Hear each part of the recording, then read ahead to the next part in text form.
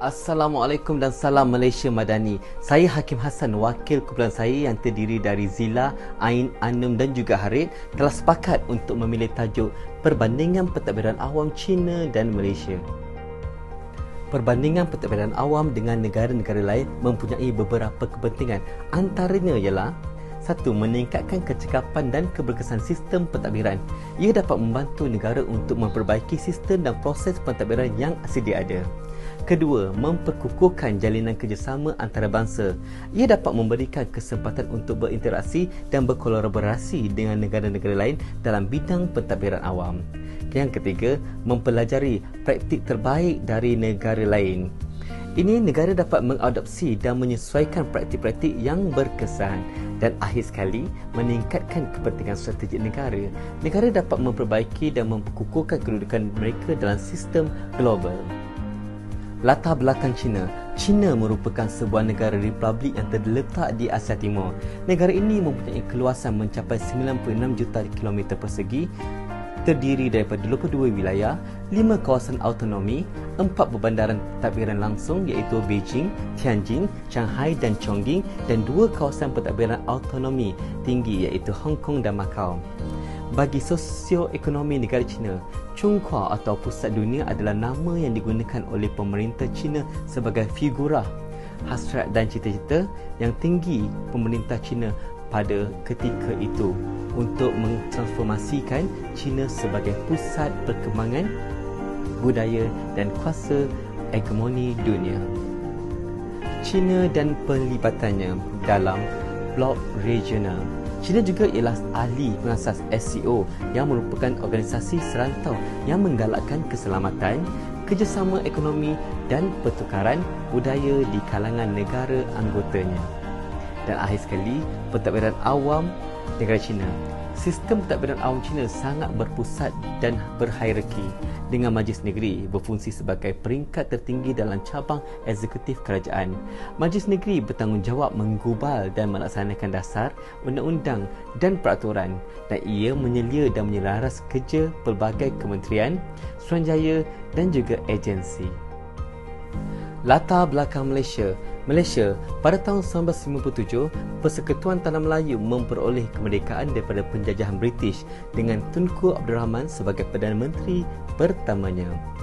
Sosioekonomi Malaysia. Bagi tahun 2021, ekonomi Malaysia telah pulih daripada kesan pandemik COVID-19. Walaupun beberapa sektor masih bergelut, kadar kemiskinan terus meningkat disebabkan oleh wabak dan kelembapan ekonomi. Walaupun kerajaan telah melaksanakan langkah untuk menyokong penduduk yang paling terdedah. Malaysia dan penglibatannya dalam blok regional.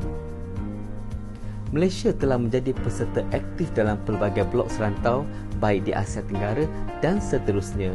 Malaysia ialah ahli pengasas ASEAN, sebuah pertubuhan antara kerajaan serantau yang menggalakkan kerjasama ekonomi, politik dan keselamatan di kalangan negara anggotanya.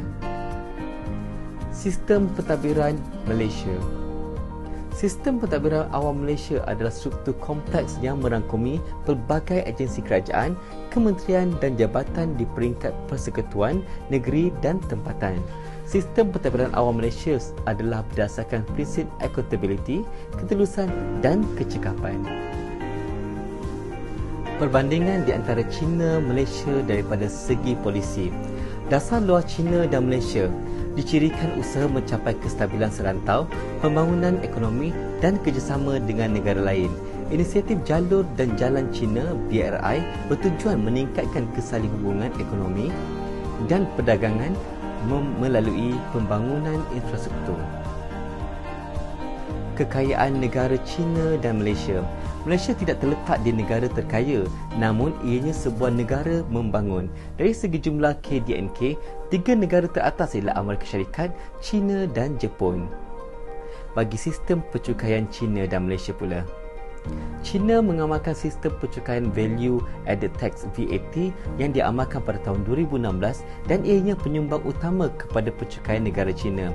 Malaysia pula memiliki beberapa cukai bagi mengumpulkan pendapatan dan menjana pembangunan ekonomi di Malaysia. Seterusnya, kekuatan ketenteraan China dan Malaysia.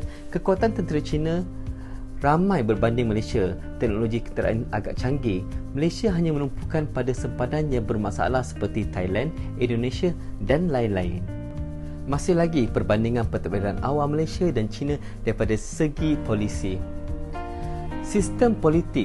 Malaysia ialah sebuah negara raja berperlembagaan dengan sistem pemerintahan berparlimen. Sebaliknya, China adalah republik sosialis satu parti. Manakala dalam transformasi digital, China masih berada di barisan hadapan dalam sektor pentadbiran awam iaitu e-kerajaan kerana penggunaan data yang sangat besar berbanding Malaysia pada kadar yang sangat perlahan.